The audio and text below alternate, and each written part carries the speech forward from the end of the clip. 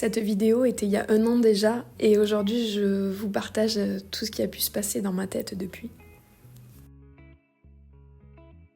Bonjour à tous et toutes, alors je fais une petite vidéo aujourd'hui sur un sujet qui me tenait à cœur, qui m'était assez difficile d'aborder, mais je me dis que si ça me parle à moi, ça peut peut-être vous parler à vous aussi.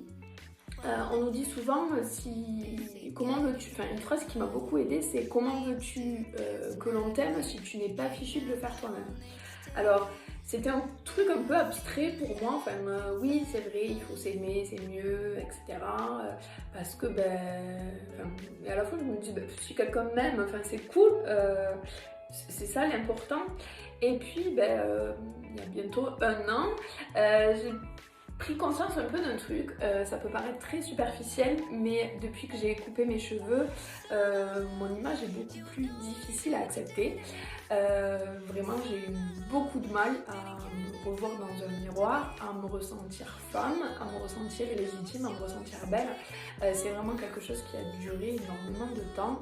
D'ailleurs, vous pouvez remarquer, j'ai pas fait une quantité astronomique de vidéos parce que c'était toujours un peu compliqué de me retrouver face caméra, parce que pas coiffée du matin, j'osais pas me montrer parce que c'était une cata, parce que là où les cheveux longs c'était vachement plus simple, je faisais un chignon mais ça passait toujours. Donc voilà, j'ai eu ce souci là d'image et de confiance en moi. Et c'est là que j'ai pris conscience que ça revient un peu sur le comment veux-tu qu'on t'aime si t'es pas fichu de le faire toi-même. Parce que autour de moi, j'ai entendu sur cette période, mais t'es jolie, mais ça te va bien, mais waouh, oui, c'est bien gentil de me dire tout ça, mais si moi je me trouve pas belle, vos mots ils sont gentils, hein, mais ça ne marche pas.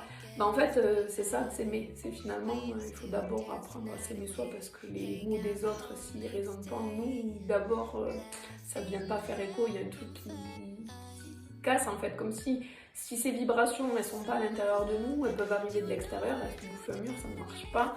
Que si des gens vibrent ça, ça vient et les vibrations, elles sont encore plus fortes en fait.